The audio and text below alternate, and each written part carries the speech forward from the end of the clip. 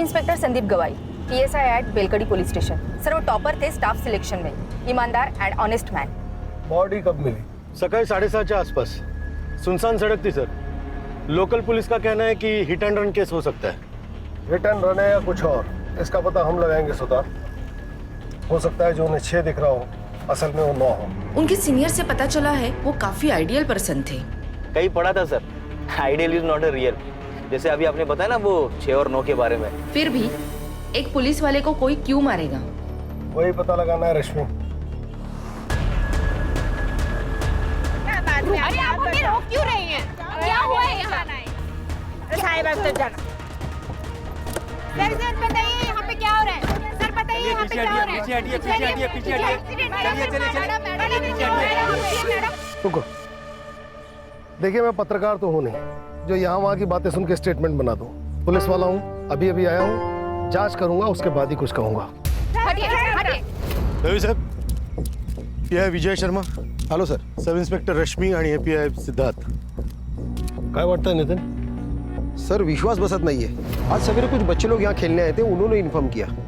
Sir देखने में तो ये हिट एंड रन का केस लगता है, और वहाँ वो टायर के निशान देखे तो लगता है सर कोई मीडियम साइज का ट्रक या तो फिर टेम्पो होगा। ये हिट एंड रन नहीं, मर्डर है। हिट एंड रन के केस में बॉडी पे अक्सर ऐसे टायर के मार्क्स नहीं होते।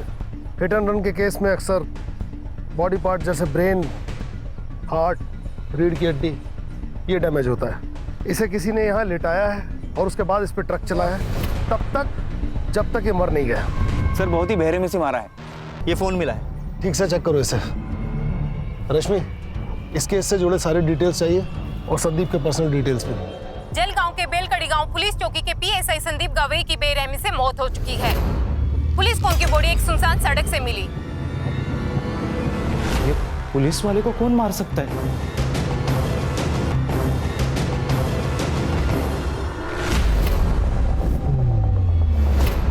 अरे कोई मुझे बताएगा क्या? मुझे क्यों लाए हो यहाँ पे?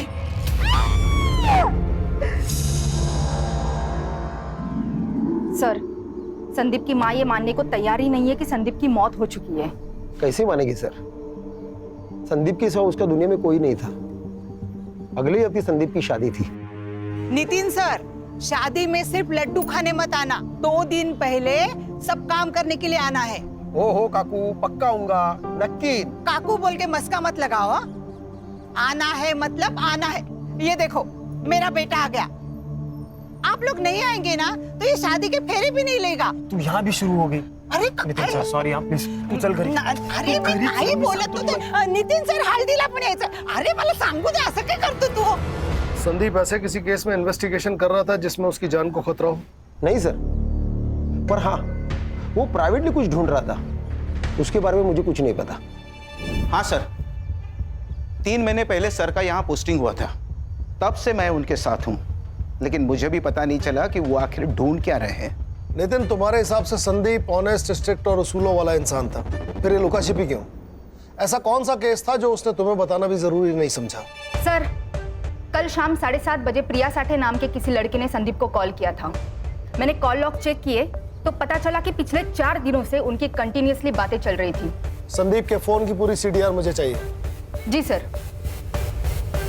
कौन है ये प्रिया साठे, जानते हो? हाँ सर, उन दोनों के बीच कुछ तो था, पर क्या था वो मुझे पता नहीं। उस दिन मैंने उसे पहली बार देखा था। प्रिया, थांबे, गाड़ी थांबो।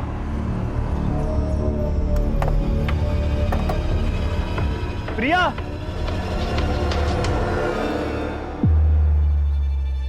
मैंने सर से पूछा कि वो लड़की कौन थी, तभी उन्होंने मुझे बताया कि वो उनके कॉलेज की पुरानी फ्रेंड थी। लेकिन दूसरी बार जब मैं ड्यूटी खत्म करके घर जा रहा था,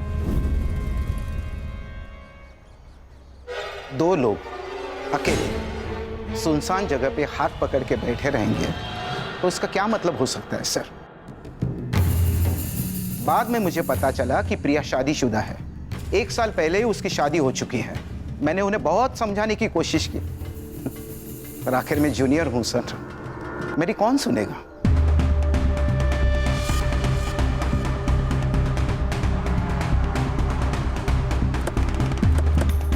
तुम्हारा संदीप के साथ क्या रिश्ता था? हम कॉलेज के दोस्त थे। कॉलेज के बाद किसी से कांटेक्ट नहीं था।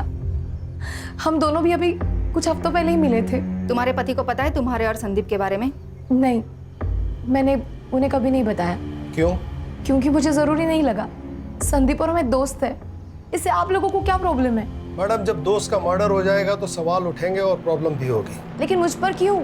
हो सकता है कि आप दोनों का रिश्ता दोस्त से बढ़कर था और आप दोनों के इस रिश्ते के बारे में आपके पति मकरंद को इस बात का पता चल गया और उसने गुस्से में आकर संदीप का खून कर दिया। ये आप क्या बोल रहे हो? धोखा अक्सर मतलब पूरा होने के बाद ही दिया जाता है। ऐसा कौन सा मकसद था मैडम जो संदीप ने पूरा कर दिया था? बंद कीजिए ड्रामा। संदीप मेरे भाई की तरह था। तो आपके भाई साहब के बारे में आपके पतिदेव को आपने क्यों कुछ नहीं बताया? क्यों सब छुपा के रखा? म्हणजे काहीतरी होतच ना। ऐसा कुछ नहीं है। मकरंद से मैं प्यार करती हूँ और हम दोनों खुश हैं। करता क्या है ये मकरंद? जी, उनका दाल चावल का होलसेल का बिजनेस है और उसी सिलसिले में उनका जलगांव जाना होता है। मोबाइल नंबर दीजिए उनका। सर, मुझे तो लव ट्रायंगल की बू आ रही है। लव ट्रायंगल में किसी एक का मरना तय है, ये तो इतिहास में लिखा हुआ है। सुतार, इस मकरंद और संदीप के बारे में सारी डिटेल पता करो। और रश्मि, प्रिया के बारे में सब पता करके बताओ। सर, ये प्रिया तो डॉक्टर राजा आठवले की बेटी है। कौन है डॉक्टर राजा आठवले? सर, कहने को तो ये डॉक्टर है, लेकिन लोग इसे देव मानुस कहते हैं। आरटी एक्टिविस्ट है, लोगों की काफी मदद करता है। लेकिन सर, पुलिस से इसकी नहीं बनती, क्योंकि इन्हें हर पुलिस वाला बिका हुआ और करप्ट लगता है।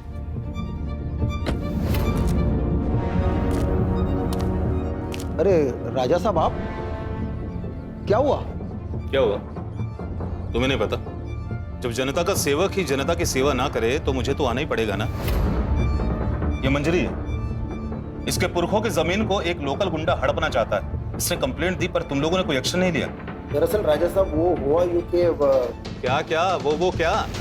मतलब ये विधवा है तो इसकी कंप्लेंट को तुम सीरियसली नहीं लोगे? ये मत समझना कि अकेली है, इसका भाई अभी जिंदा है, राजा अठावले। और सुनो, अगर कल तक उस रघु का तुमने कोई बंदोबस्त नहीं किया ना तो परसों बिना बताए अपना रेजिग्नेशन डाल देना। रश्मि, ये तो एक अलग ही एंगल निकल के आ गया। कहीं ऐसा तो नहीं कि प्रिया के पिता डॉक्टर राजा अठावले को संदीप और प्रिया के बारे में पता पड़ गया और उसने गुस्से में आकर संदीप को मरवा दिया? सर, कहने को तो बहुत कुछ हो सकता है, लेकिन हम उस पर डायरेक्ट डाउट नहीं ले सकते। बड़े चाहने वाले हैं उसके। सर, अगर वो इन्वॉल्व है तो पूरे सबूत के साथ जाना पड़ेगा। कहाँ है इस डॉक्टर साहब और देव मानुष का क्लिनिक? आ जाओ। सर, आप निकल रहे हैं? हाँ, आज थोड़ा लेट हो गया। वो मैं आपके लिए मच्छी करी लेकर आई थी। अरे वाह, मतलब तुम्हें मेरा वीक पॉइंट मालूम है कि मुझे मच्छी करी बहुत पसंद है, वो भी तुम्हारे हाथों की। तो ठीक है, थोड़ा लेट और सही। एक काम करो, तुम प्लेट्स लगाओ, मैं हाथ धोकर आता हूँ। ठीक है?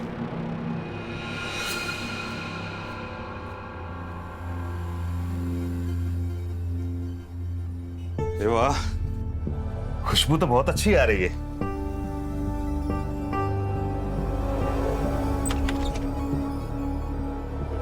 अरे भाई को आना, देख रुक्मणी फिश फ्राई से लेकर आई है। ताई, या ना, मैं आपके लिए भी प्लेट लगाती हूँ। रहने दो रुक्मिनी, इतने प्यार से जिनके लिए लाई हो उन्हीं को खाने दो, कहीं कम ना पड़ जाए। क्या बोले जा रही हो, पागल हो क्या? आप क्यों भूल जाते हैं कि आपका एक घर है, बीवी है, परिवार है जो आपके लिए वेट कर रहा है, पर आप हमारी परवाह किए बगैर यहाँ एक पराई औरत के साथ खाना खा रहे हैं। सर, मैं आती हूँ।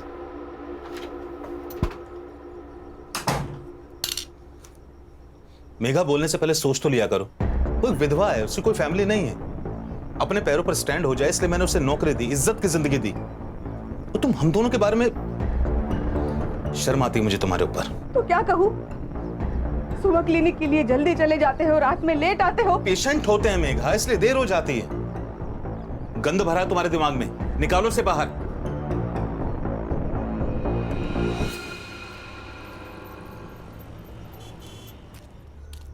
संदीप, संदीप! अरे ताई, तुम्ही इथे? क्या हुआ? तांबे भाऊ, आपके सर आज भी टिफिन भूल के आए हैं। मैं उनकी पसंदीदा भिंडी बनाई थी, वो लेके आई हूँ। कहाँ है संदीप?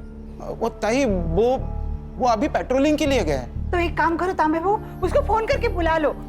मैं तब तक खाना लगाती हूँ। फोन नहीं लग रहा काकी, आप खाना रख दीजिए, मैं उसे बता दूंगा। फोन नहीं लग रहा है? ठीक है। बड़े साहब, आप ना उसे याद से खाना खाने के लिए बोल देना, भूल जाएगा नहीं तो। तांबे वो खीर खाई। सर, आपने झूठ क्यों बोला? उन पर क्या बीत रही है इसका अंदाजा हम नहीं लगा सकते। कभी कभी दिल से भी सोचना पड़ता है। सर, संदीप के पहले और कुछ अभी के केसेस देख रहा था, देखिए क्या हाथ है। देव मानुस ने मेरा बलात्कार किया है। किसने की है कंप्लेन? सर, वो तो मालूम नहीं, क्योंकि ये कंप्लेंट शिकायत पेटी में पड़ी थी, लेकिन जिस औरत ने ये कंप्लेंट की वो सामने आई ही नहीं। संदीप सर ही इस केस का इन्वेस्टिगेशन कर रहे थे। राजा साहब को छोड़ दो। अरे उन्होंने कुछ नहीं किया। क्या कहा? किसी ने मेरे खिलाफ रेप की कंप्लेंट की? हाँ। अच्छा, एक काम कीजिए, जिसने कंप्लेंट की है उसको यहाँ पुलिस स्टेशन में अभी बुलाइए। सच का सच और झूठ का झूठ सब क्लियर हो जाएगा। देखिए, हम उसे यहाँ नहीं बुला सकते। सर, बाहर बहुत सारी औरतें आई है, नारे लगा रही है, धमकी दे रही है, इन्हें छोड़ने के लिए कह रही है। सर, मुझे डर लग रहा है कहीं वो औरतें अंदर ना आ जाए। छोड़ो छोड़ो, राजा साहब को छोड़ दो, उन्होंने कुछ नहीं किया है। ऑफिसर, मेरे पति को सब लोग देव मानुस कहते हैं और आप उन्हीं पर गलत इल्जाम लगा रहे हैं। देखिए, मैं सिर्फ अपना काम कर रहा हूँ। इनके खिलाफ कंप्लेन आई है तो इंक्वायरी के लिए इन्हें यहाँ बुलाना पड़ा। इंस्पेक्टर साहब बिल्कुल सही कह रहे हैं। तुम सभी लोग बाहर जाओ, चलो बाहर जाओ, चलो। इंस्पेक्टर साहब, पूछिए, आपको जो कुछ पूछना है। पूछताछ हुई पर कुछ हाथ नहीं लगा।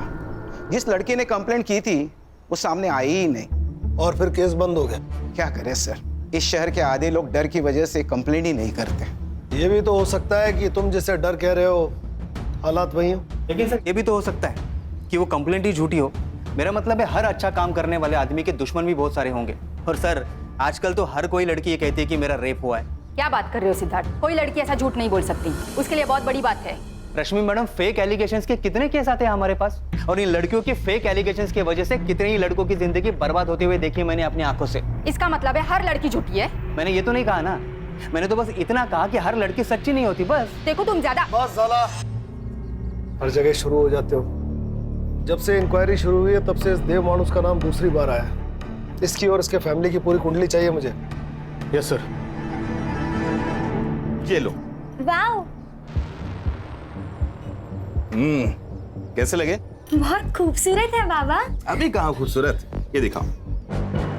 खूबसूरत तो अब लगेंगे बेटा। अच्छा बताओ, कॉलेज कैसा चल रहा है तुम्हारा? कॉलेज? आई को क्या हुआ? आई, क्या हुआ तुझे? तू ऐसे गुस्सा होकर क्यों आ गई आई? अरे कुछ नहीं हुआ, ये तेरी आई मुझसे गुस्सा क्या है ना, उससे लगता है कि मैं तुझे टाइम नहीं दे पाता। आई, ये सब बाबा अपने लिए ही तो करते हैं ना, सब इन्हें देव मानुस बोलते हैं, पर मेरे लिए तो मेरे बाबा एकदम सुपर हीरो जैसे हैं। तुझे कॉलेज के लिए लेट नहीं हो रहा है?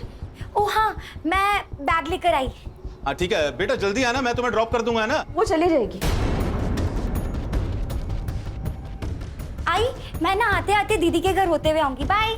चलो बाबा, चलो। हाँ चलो चलो, आओ। चलो मेघा, शाम को मिलता हूँ।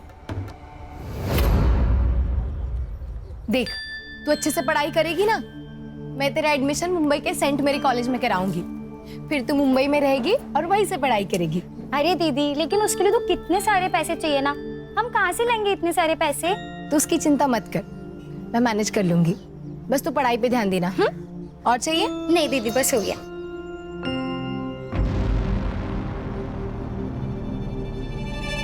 ये कंगन कब खरीदे? ये तो मुझे आज सुबह ही बाबा ने दिए। कितने खूबसूरत है ना। निकाल कर फेंक दे। यहाँ हर चीज की कीमत चुकानी पड़ती है नीतू। बिना मतलब के यहाँ कोई किसी के लिए कुछ भी नहीं करता। दीदी, वो बाबा है हमारे सौतेले। और मैं इतना गुस्सा क्यों कर रही हूँ ना, तेरी माँ से जाके पूछ। मुझे किसी से कुछ नहीं पूछना। तू जलती है मुझसे क्योंकि बाबा ने तुझे कुछ गिफ्ट नहीं दिया और मुझे कंगन दिए, इसलिए जा रही हूँ मैं। नीतू, नीतू बात सुन मेरी। नीतू,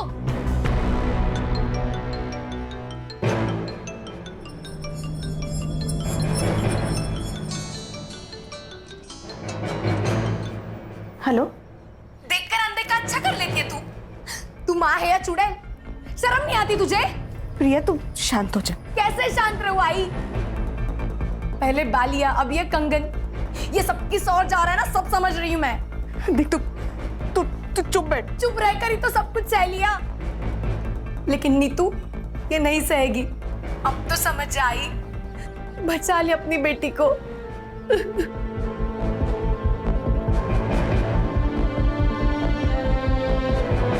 सर, पोस्टमार्टम रिपोर्ट के अनुसार संदीप की मौत रात को 11 से 3 बजे के बीच हुई। एक्सीडेंट? नहीं सर, सर आपने बिल्कुल ठीक कहा था। यहाँ सर के पीछे वार किया गया था सर, और सर बेहोशी की हालत में उसके ऊपर ट्रक चलाया गया। कौन कर सकता है ये सब? प्रिया, मकरन, या फिर डॉक्टर राजा अठावले? सर, संदीप के कॉल लोकेशन के हिसाब से वो मर्डर वाले दिन रात को 9:30 बजे अपने घर से निकला था और डॉक्टर राजा के क्लिनिक गया था। तब से उसका फोन स्विच ऑफ है। इसका मतलब सर जो कुछ भी हुआ है वो सुनसान सड़क और क्लिनिक के बीच हुआ है। सुतार, कुछ ज्यादा ही शरीफ नहीं है देव मानुस? एक औरत इसके खिलाफ कंप्लेंट करती है, संदीप की मौत इसके क्लिनिक की ओर इशारा करती है। सर, ऐसे साधु संत बाबा बहुत देखे हैं मैंने जिंदगी में। एक बुरा काम छुपाने के लिए 10 अच्छा काम करेंगे। सर, अगर ये दोषी हुआ ना तो सबसे पहले इसको मैं ही मारूंगा सर। मैं मारूंगा? आपको लगता है संदीप को मैंने मारा? हो सकता है। उस दिन रात 10 बजे संदीप आपकी डिस्पेंसरी के आसपास था, फोन भी यहीं बंद हुआ, जो कुछ हुआ यहीं हुआ। देखिए, मेरा क्लिनिक मार्केट के बीचों बीच, और जहां तक मेरी बात है, मैं लगभग रात को 9:40 पर एक पेशेंट विजिट पे गया था। पेशेंट का नाम? शोभा वैद्य। रश्मि, शोभा वैद्य से मिलो और इस डॉक्टर अठावले की उस रात की लोकेशन वेरीफाई करो। या तो ये बहुत बड़ा शातिर है या फिर सच में देव मानुष। हो सकता है कि सर शिकायत पेटी की कंप्लेंट जेन्युइन हो और उसका इस केस से कोई रिलेशन ही ना हो सकता है। एक काम करो सिद्धार्थ, पिछले 6 महीने में डॉक्टर अठावले को जिन औरतों ने रेगुलर विजिट किया है उनसे पूछताछ करो, उनके हैंडराइटिंग सैंपल्स लो और उसे उस लेटर से मैच करो। ये इस केस को नई दिशा दे सकते हैं। पिछले 6 महीने में जो भी सुसाइड और मिसिंग केस हुए हैं उन सब की फाइल तांबे से लो, कुछ ना कुछ जरूर मिलेगा। समझ गया सर। सुधरो, चला। रश्मि, मकरन का कुछ पता चला? जलगांव में ही है या कहीं और? पता नहीं सर, पिछले 24 घंटे से उसका फोन स्विच ऑफ आ रहा है और उसकी last call location बेलकड़ी bus stand थी। ये दोनों मियाँ बीवी मिलके कहीं हमें घुमा तो नहीं रहे? ये प्रिया के पास चले सर? तुम जाओ और जो मैं कहता हूँ वो बोलो। मुझे नहीं पता मकरन कहाँ है। और तुम्हें कोई परेशानी नहीं है? मतलब तुम्हारा पति गायब है पर तुम्हारे चेहरे पे कोई चिंता नजर नहीं आ रही है। प्रिया, तुम संदीप को अपना दोस्त मानती थी ना, तो यही वक्त है अपनी दोस्ती निभाने का। मैं जानती हूँ संदीप के जाने का सबसे बड़ा दुख तुम्हें हुआ है। कुछ तो गलत हुआ है उसके साथ। वो बहुत खुश था। तू ही चॉइस कर ले यार। संदीप, मैंने सिर्फ उसकी फोटो देखी है, मैं तुम्हें सजेस्ट कर सकती हूँ। चॉइस तो तुम्हें ही करना पड़ेगा। हम एक काम करते, ये तीनों ले लेते। अच्छा, इतना प्यार? अभी से इतना प्यार करोगे ना तो तुम्हारी बीवी तुम्हें जोरू का गुलाम बना के रखेगी। संदीप एकदम परफेक्ट पति था, जैसा हर लड़की चाहती है। क्या तुम्हारे और मकरन के बीच में कोई प्रॉब्लम्स थे? मुझे ऐसा लग रहा है कि तुम मकरन के साथ खुश नहीं थी। बोलो प्रिया, मैं यहाँ तुम्हारी मदद करने आई हूँ। हमारी शादी को 1 साल हो चुका था। मकरन बच्चे के लिए एकदम डेस्परेट हो गया था। एक दिन हम डॉक्टर के पास चले गए तो पता चला कि प्रॉब्लम मुझ में है, मैं उसे बच्चा नहीं दे सकती थी। उसी दौरान संदीप की पोस्टिंग यहाँ पर हो गई थी। उसे मैं अपने सारे प्रॉब्लम्स बताती थी, लेकिन मैं जानती थी कि मकरन इस बात को नहीं समझेगा, इसलिए संदीप के बारे में मैंने उसे कभी कुछ नहीं बताया। संदीप का मर्डर और मकरन का गायब होना, इसमें कुछ तो कनेक्शन हो सकता है प्रिया। तुम जानती हो मकरन कहाँ हो सकता है? मकरन का हमेशा जलगांव आना जाना होता है। वहां पर उसका जो दोस्त है अजित देशमुख, शायद उसे कुछ पता हो। देखो सर, इन दोनों की हैंडराइटिंग भी मैच नहीं हो रही। सर, मेरी उत्तरा बीमारी से तंग आ गई थी सर। रात रात भर रोती थी, उसे जीना ही नहीं था, इसलिए उसने खुदकुशी कर ली। उत्तरा राजा अठावले की पेशेंट थी, हो सकता है कि बात कुछ और हो। 1 मिनट, आप राजा साहब पर शक कर रहे हो? अरे देव मानुस है वो, मैं आज जो स्कूल में क्लर्क की जॉब कर रहा हूं ना, उनकी वजह से मुझे और उत्तरा को हमारे बुरे समय से उन्होंने निकाला था। देखिए सर, मुझे इस बारे में आपसे कोई बात नहीं करनी, आप प्लीज जाइए। मेरे पति को मरे बहुत साल हो गए सर। ये कौन सा एप्लीकेशन फॉर्म है? क्या है ना मैडम, हम ग्राम पंचायत से आए हैं। वो क्या है ना, सरकारी कामकाज रहता है तो रोज नए नए फॉर्म, नए नए कागज लगते रहते हैं। बस अब हाँ, आप बस ये फॉर्म भर कर दीजिएगा, बाकी हम लोग देख लेंगे। हाँ ये लीजिए। बस हाँ, ये लीजिए।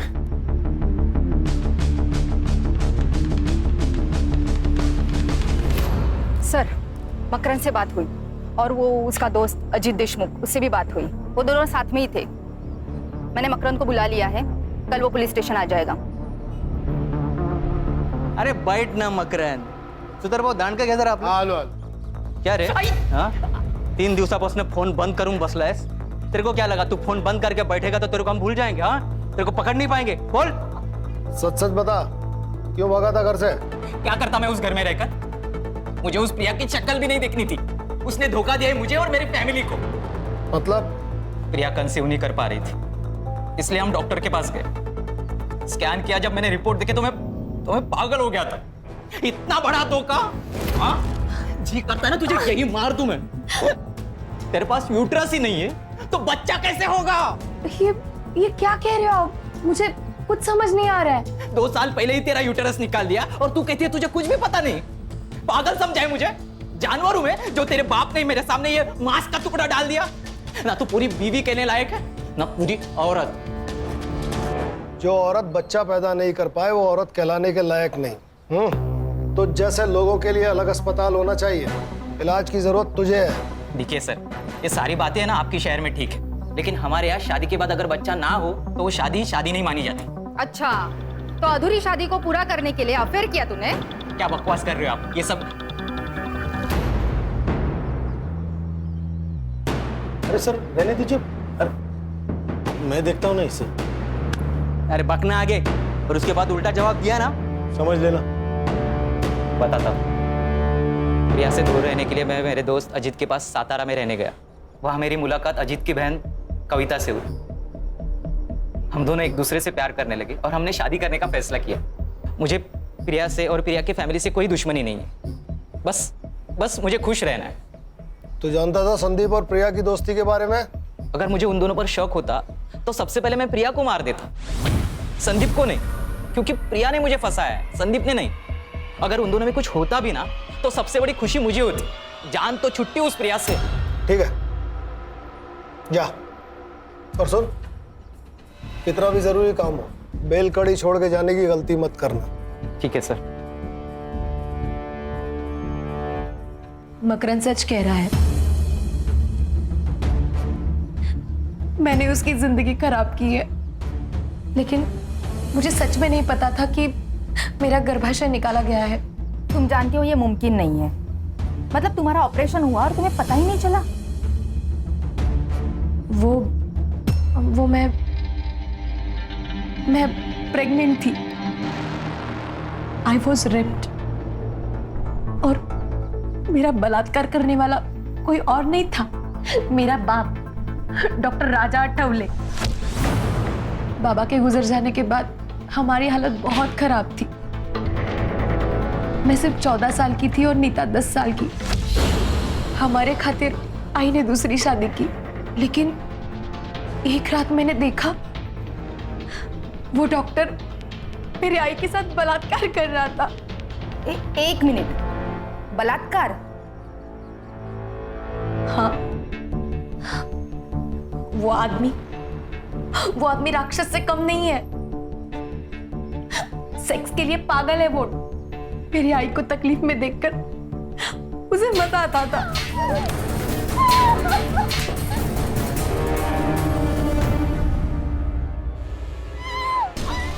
वो चीखती थी, चिल्लाती थी, लेकिन वो रुकता नहीं था. मुझे उससे बहुत डर लगता था. जब मैं 16 साल की हुई तो वो मेरे लिए नए नए गिफ्ट लाता था. मुझे लगा वो शायद बदल गया है, लेकिन नहीं, मैं गलत थी. बाबा क्या हुआ?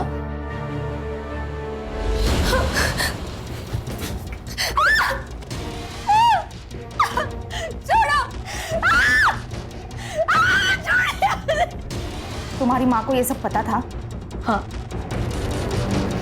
और फिर भी वो चुप रही। मुझे पता है ये सब बहुत गलत है, पर अगर डॉक्टर साहब ना होते तो हम किसी रोड पे खड़े होते और आता जाता हर कोई तुम्हारी इज्जत से खेलता। यहाँ पे तो बस एक ही भी तुझे पुढे हाथ जोड़ते। किसी से कुछ मत कहना, कुछ मत कहना। फिर 2 साल मेरे साथ ये रोज होता रहा। जब मैं प्रेग्नेंट हुई तो आई ने मेरे अबॉर्शन के साथ मेरा गर्भाशय में निकलवा दिया, और ये बात मुझे मकरंद से पता चली। बहुत गुस्सा आया था मुझे। क्यों आई, क्यों? मुझे लगा था शादी के बाद मेरी तकलीफ कम हो जाएगी, लेकिन तूने मेरी शादी भी तोड़ दी। मकरंद मुझसे अलग होना चाहता है, मैं क्या करूं? हाँ, फिर से तेरे पास आके रहूं और बार बार तेरा पति मेरा रेप करे? यही चाहती है ना तू? यही चाहती है ना?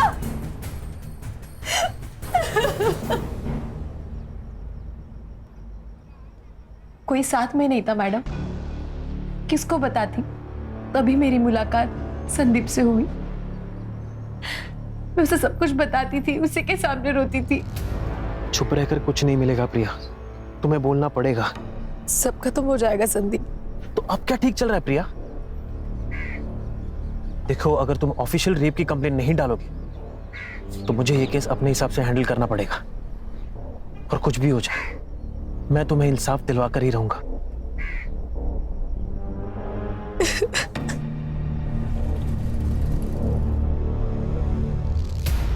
वो मुझे इंसाफ दिलाना चाहता था।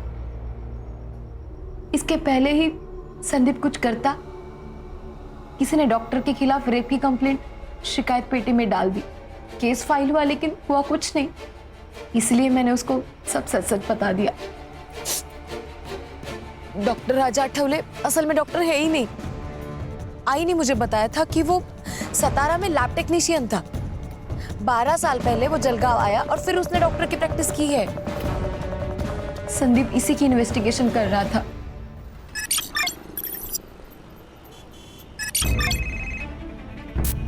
हाँ बोलो सुतार। सर, शिकायत पेटी की हैंडराइटिंग मैच हो गई सर। किसके साथ? शोभा वैद्य, जिससे मिलने उस रात राजा आठवले गया था। कभी कभी ऐसे लगता है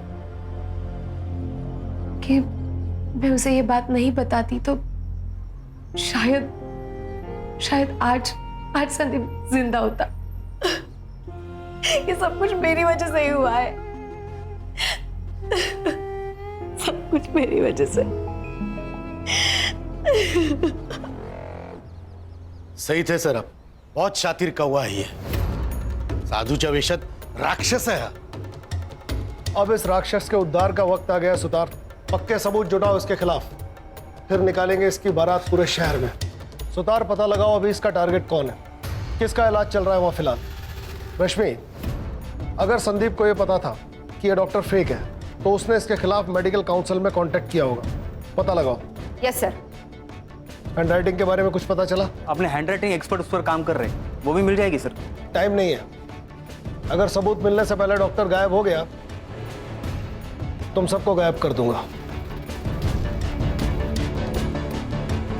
आप लोग यहाँ सब गप्पे मार रहे हैं। मेरी बेटी की शादी है। तांबे बहू, ये मिठाई पूरे पुलिस स्टेशन को बांट दो। बड़े साहब नमस्कार, मेरे संदीप की शादी का कार्ड है, लीजिए। पूरे परिवार के साथ आना है, कोई भी बहाना नहीं चलेगा। नितिन सर, एक दिन पूरे पुलिस स्टेशन को छुट्टी, और एक दिन पुलिस स्टेशन को छुट्टी दी तो कोई पहाड़ नहीं टूटने वाला। आप सब लोग ना शादी में आना। और संदीप भी ना कहाँ चला गया पता नहीं, सारे काम मुझे करने पड़ रहे। ए साधना, तू पड़ेगा लगना ला। सर ये कुछ ज्यादा ही नहीं हो रहा है सर। इनके दिमाग से वो सदमा निकालना होगा, नहीं तो बेचारी सारी जिंदगी भर संदीप का इंतजार करती रहेगी वो। सर इन्होंने तो अभी तक संदीप की बॉडी भी क्लेम नहीं की है।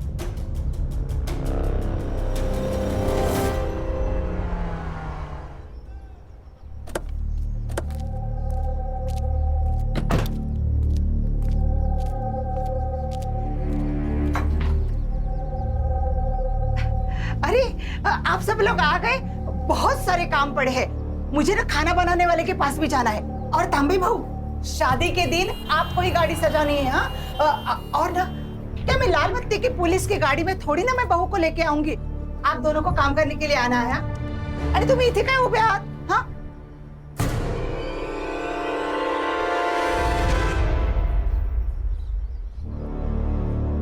क्या हुआ? ये तो सो रहा है। संदीप का एक्सीडेंट हो गया, वो बच नहीं सका। बड़े सब क्या बोल रहे हैं? ये तो सो रहा है। संदीप अब नहीं रहा काकी, उसकी बॉडी डैमेज हो गई है। आज अंतिम संस्कार करना है, आखिरी बार उसका चेहरा देख लीजिए।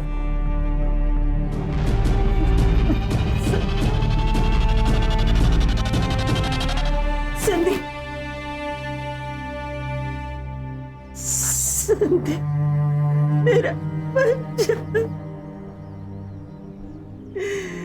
संदीप मेरा बच्चा। काकी रश्मि, रोने दो ना, दिल हल्का हो जाएगा। इस तरह आंसू रोक कर ये जिंदगी नहीं बिता पाएंगी। किसी के खोने का दर्द क्या होता है ये मैं अच्छी तरह जानता हूं।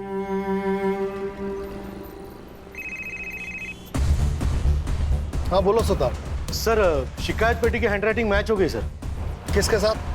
शोभा वैद्य, जिससे मिलने उस रात राजा अठौले गया था। तुम्हारी हैंडराइटिंग इस लेटर से मैच हो रही है जिसमें तुमने लिखा है कि देव मानुस ने तुम्हारा बलात्कार किया है। और उसी देव मानुस ने कहा कि संदीप के मर्डर की रात वो आपके साथ था, आपसे मिलने आपके घर गया था, जबकि आपके फोन की लोकेशन उस रात डॉक्टर के क्लिनिक की थी। और अगर आप क्लिनिक पर थी तो डॉक्टर साहब वहां पर क्या कर रहे थे? सर कुठला आता हाँ? भांडा फूट चुका है। अब सच बोलिए, नहीं तो ना खून का चार्ज लगाकर ये केस इधर ही बंद कर देंगे अब।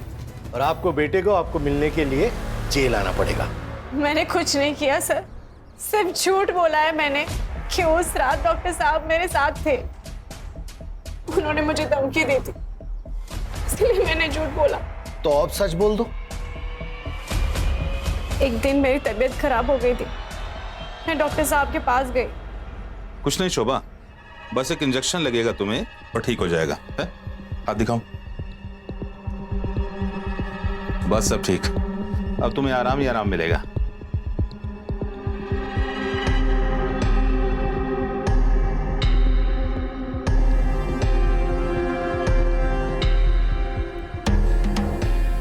उसके बाद ये हर रोज होता रहा।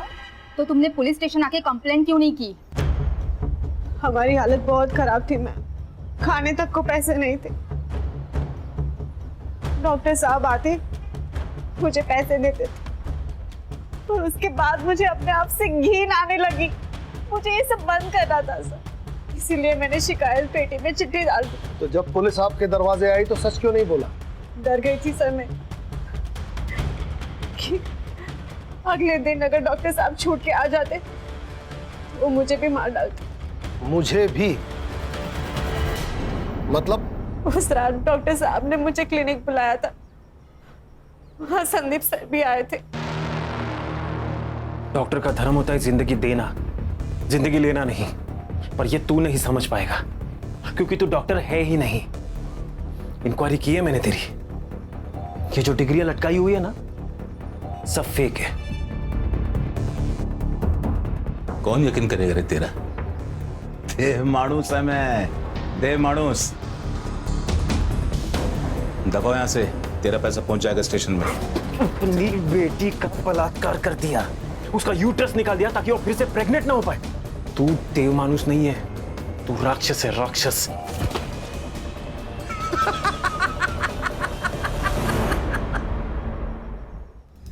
कुछ भी नहीं कर पाएगा रे तू। पिछले 12 सालों से खेल खेलता आ रहा है मैं, राजा ठावले, समझा क्या? अगर ऐसा ही है ना तो तुझे जिंदा रखना सबसे बड़ी गलती होगी।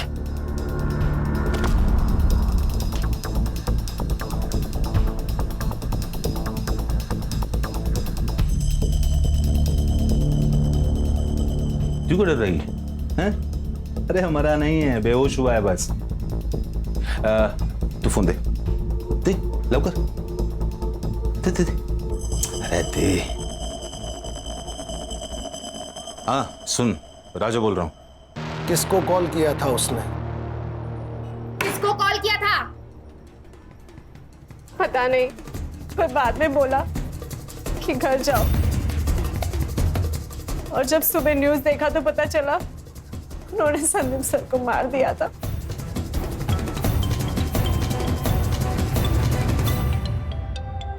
उठाओ, लाउड स्पीकर पे लो। क्लिनिक पर अभी कोई नहीं है, जल्दी आ जा अभी तुरंत। चलो उठा के लाते हैं इस देव मॉडल को। सर इसको ना मैं ही मारूंगा।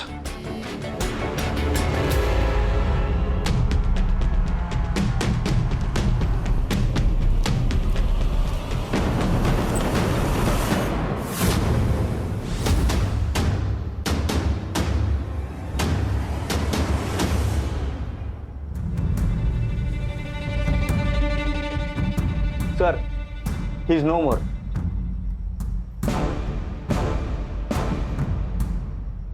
सर लगता है गला घोट के मारा है।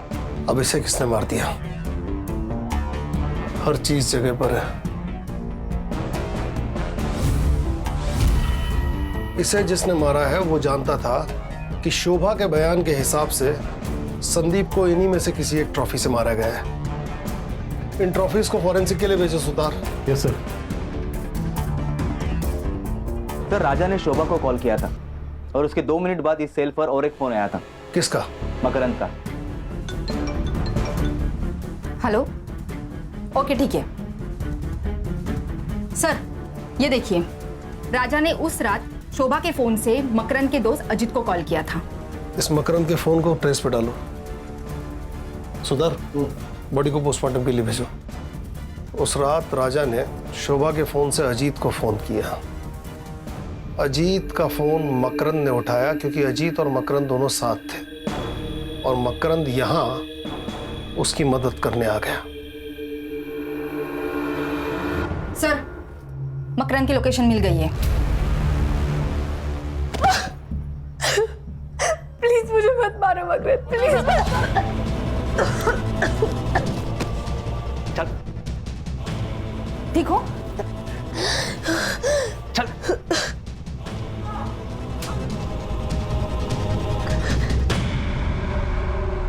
वो दाढ़ी बोल तो गया था पटापट। मैंने और कविता ने शादी करने का फैसला ले लिया था, लेकिन मेरा बिजनेस ही अच्छा नहीं चल रहा था और ये बात अजीत को पता थी। उसने तो मेरे सामने शर्त ही रख दी थी, अगर मेरी बहन के साथ शादी करना चाहते हो तो तुम्हें 25 लाख रुपए जुटाने पड़ेंगे। मैंने तो टेंशन के मारे घर ही जाना छोड़ दिया था, लेकिन मुझे प्रिया का कॉल आया था। उसने मुझे बताया कि डॉक्टर साहब ने उसके साथ जबरदस्ती की थी और उसी की वजह से वो प्रेग्नेंट हुई थी। लेकिन ये बात जब डॉक्टर को पता चली तो उसने उसका यूट्रस ही निकाल दिया था। लेकिन ये सारी बातें सुनकर मेरे दिमाग में पैसा कमाने का रास्ता नजर आया। मेरा बलात्कार करने वाला कोई और नहीं था, मेरा बाप डॉक्टर राजा अठवले। अच्छा हुआ ना मैं कॉल रिकॉर्ड करता हूँ, नहीं तो ये एटीएम कार्ड मेरे हाथ में कैसे लगता। अब जब मैं बोलूं तब मुझे पैसे देते रहना। नहीं, टेंशन की कोई बात नहीं है, मैं किसी को कुछ नहीं बताऊंगा। लेकिन हाँ, अगर मुझे पैसे नहीं मिले तो ये ऑडियो क्लिप वायरल हो जाएगी, फिर तुम और तुम्हारी बेटी दोनों मिलकर खुदकुशी करना। हर महीने मुझे पैसे मिलते रहे और मैं जुटाता रहा, लेकिन प्रिया मुझे बार बार कॉल करके तंग करती रहती थी, इसलिए सातारा जाने के बाद मैं फोन ही बंद कर देता था। उस रात डॉक्टर साहब का कॉल अजीत को गया था। हाँ सुन, राजा बोल रहा हूँ, एक काम है तुझसे। 1 घंटे में 10 लाख कमाएगा? हाँ कैसे? एक बॉडी को ठिकाने लगाना है, एक्सीडेंट लगना चाहिए। हाँ ठीक है। मैंने तुरंत हाँ कर दी क्योंकि मुझे पैसे जुटाने थे। अजीत का तो ट्रांसपोर्ट का बिजनेस था ही, इसलिए मैंने बिना बताए उसकी गाड़ी लेके बेलकड़ी पहुंच गया। मैंने क्लिनिक से बॉडी उठाई और खदान के पास वाले रोड पे लेके गए।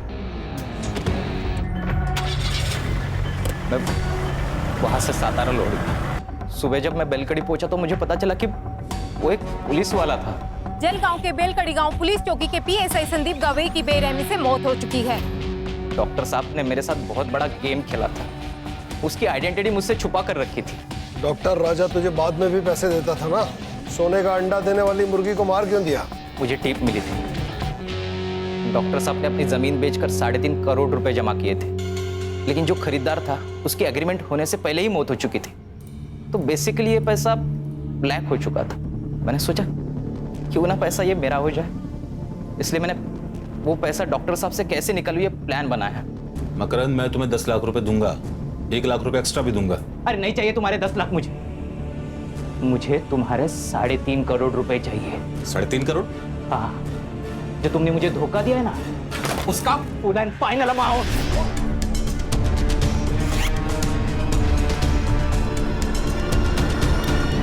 प्रिया को क्यों मारना चाहता था? डॉक्टर साहब की मौत की तलवार मेरे सर पर हमेशा रहती थी, इसलिए उन दोनों को मारकर उनकी मौत में सुसाइड बता देता और ऑडियो क्लिप वायरल करने के बाद ये बात साबित ही हो जाती। फिर मैं और कविता आराम से जिंदगी बिता पाते। बहुत सपने देखे तूने, बाकी के सपने अब जेल में देखना। कहा था ना तुझसे, तुझे इलाज की जरूरत है, तो जैसों का बस यही इलाज है। चल चल चल चल चल, छोड़ दो, चल।